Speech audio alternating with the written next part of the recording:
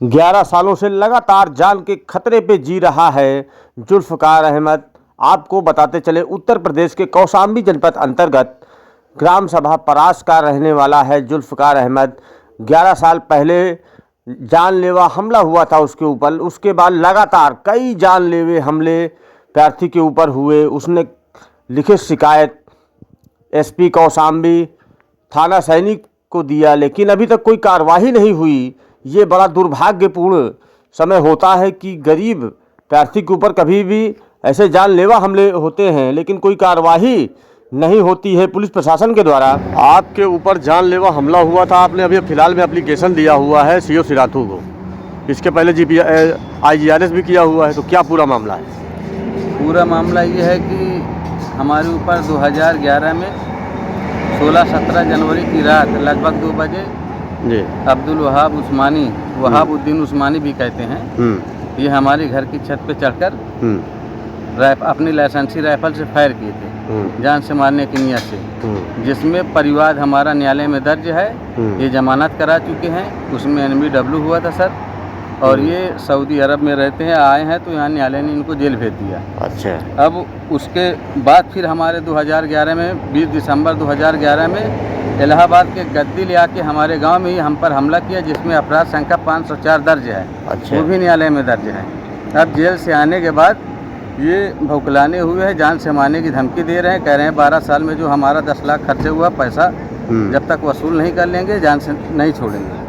और एक दिन हम दुकान में बैठे थे, घुस के हमको गाली गुप्ता दिए, हमारे ऊपर हुक्का का धुआं फूके, वहाँ से उठ के हम चले गए। अच्छा। कुछ लोगों ने इशारा किया कि आप चले जाओ, नहीं तो ये मारे पीटेंगे, तो हम उठ के चले गए। इनके लड़के फजलुर रहमान ने भी हमारे ऊपर UP 70 CS 50 गाड़ी हमारे ऊपर चढ़ाने का प्रयास किया, डस्टर गाड़ी से जान से मारने की नियत से। तो हम भागकर 2 लोग थे उनके पीछे चले गए, वरना हमको गाड़ी से कुचल देता। इससे पूर्व में भी आपके ऊपर कोई हमला हुआ, घटना हुई? जी, बमरौली में हमारे ऊपर 8-10 लोग मिलके वहाँ गद्दी भी थे। इन लोगों ने हमको मारा पीटा, बाद में हमको जबरन धूमनगंज थाने में सुलह करा लिया गया। अच्छा। और उसका हमने अपराध संख्या 259 सन 17 में थाना सैनी में शिकायत किया, तो उसमें मुकदमा हुआ था। कि कैसा व्यक्ति है जिससे आपकी लगातार लड़ाई चल रही है? ये कैसा व्यक्ति है? इसके ऊपर क्या पहले भी मुकदमा? गुंडा किस्म का है, गुंडा किस्म का, सऊदी अरब में रहता है, इसके पास पैसा बहुत है, हर जगह अपने पैसे के प्रभाव से काम लेता है। और अपने सगे भाई को भी गोली मारा था, धूमनगंज थाने में मुकदमा दर्ज, उसमें जेल गया था। और बाद में उस मुकदमे को, इसमें भाई का मामला था, सुलह करा लिया गया था। उसमें जेल गया था, अपने सगे भाई को भी नहीं छोड़ा।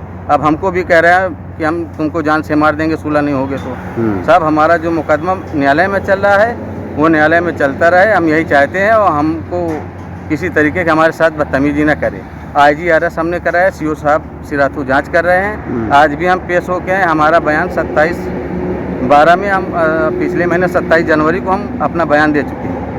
आपके ऊपर लगातार जान का खतरा बना हुआ है, तो आपने जान का खतरा आपने इसकी शिकायत चौकी या थाने में कभी किया है कि मेरे ऊपर लगातार जान खतरा? पुलिस क्या 19/12 20/12 को SHO सैनी साहब को स्वयं उपस्थित होकर दिया।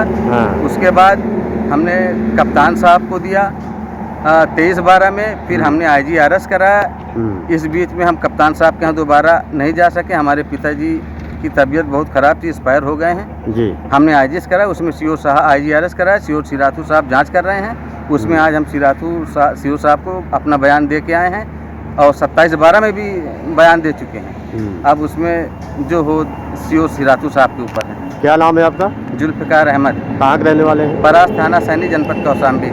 तो इस समय सैनी थाना की पुलिस फोर्स क्या कह रही है? सर, वो हमसे वहाँ थाना सैनी से हमको कोई मदद नहीं मिली। मदद कोई मिल नहीं, इसलिए हमने IGRS कराया IG साहब को। अगर हमारी मदद नहीं मिली तो हम आगे जाएंगे, लखनऊ जाएंगे, योगी जी से भी मिलेंगे। सैनी पुलिस के ऊपर सवालिया निशान, क्या आखिर कार्रवाई होगी या प्रार्थी जान का खतरा लिए हुए ही जीता?